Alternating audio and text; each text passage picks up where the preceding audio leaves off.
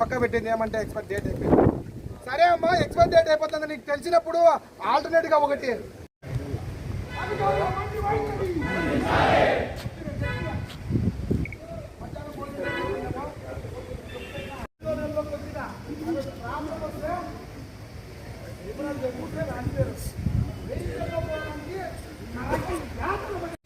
అర్ధరాత్రి ఫోన్ చేస్తే కూడా వచ్చి ట్రీట్మెంట్ చేస్తున్నారు. వాళ్ళకున్న ఎక్విప్మెంట్స్ కు మించి మనకు ట్రీట్మెంట్ చేస్తున్నారు. రిఫరల్ చేస్తే ఎక్కడ పోవాలా, ఏ విధంగా పోవాలా? హాస్పిటల్ తీసుకొస్తే డాక్టర్లు పాపం చూసి రిఫరల్ చేస్తే ఆమెకు ఎవరికి ఫోన్ చేయాలో, ఎక్కడ అంబులెన్స్ దొరుకుతుందో, ఎక్కడ వెహికల్ దొరుకుతుందో తెలియదు. ఏమి ఇది? మా ప్రాణాలు మీకు లెక్కలేవా?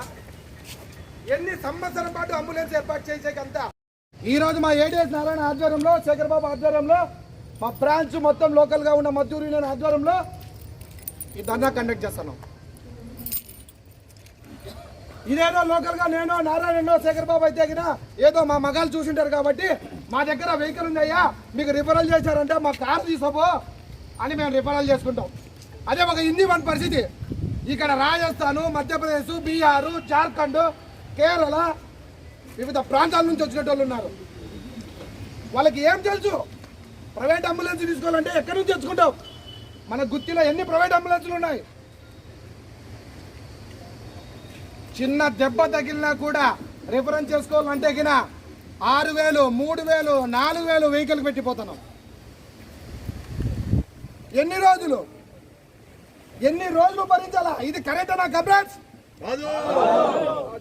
ఈ మొండి వైఖరి అమలుస్తున్న సిఎంఎస్ గారికి, ఆమె ఒక మహానురాలు ఉండే సిఎంఎస్ గజలక్ష్మి అని మాజీగా లాస్ట్ ఇయర్ ట్రాన్స్ఫర్ అయిపోయినా ఆమెకైతే అమ్మ మా డాక్టర్ అమ్మ బాగా చూస్తుంది, ఆమెను ఎందుకు మా గుంతకలకు గుర్తికి అప్ అండ్ డౌన్ చేపిస్తాను అని ఎన్ని రిప్రజెంటేటివ్ మా నారాయణ ఆధ్వర్యంలో చేస్తుంటే ఆమె చౌకని బల్ల అవయ్యా ఉన్న అంబులెన్స్ ఎక్విప్మెంట్స్ లేవు, మేము డబ్బులు కట్టిస్తాం, మాకేంటయ్యా మీరే ప్రైవేట్ అంబులెన్స్ పెట్టండి.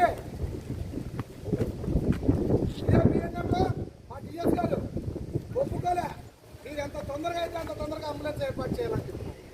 ఈ జూన్ 27 కల్లా అంబులెన్స్ ఏర్పాటు చేస్తామన్నారు. ఇప్పుడు జూలై 27 వచ్చింది. ఇప్పుడు మన open line branch secretary Shekhar Babu అని మాట్లాడుతున్నా.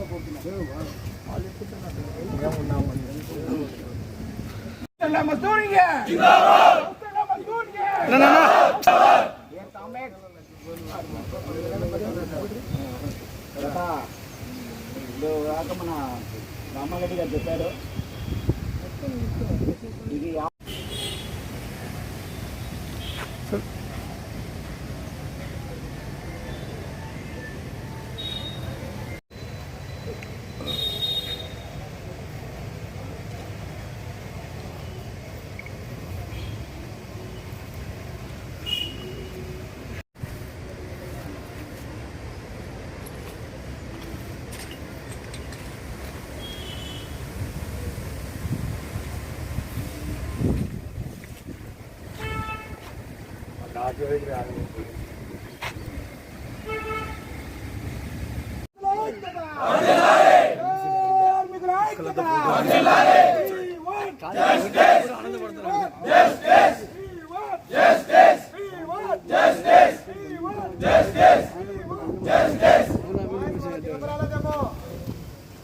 వాళ్ళ చెవులు మూవగా పోయినాయేమో.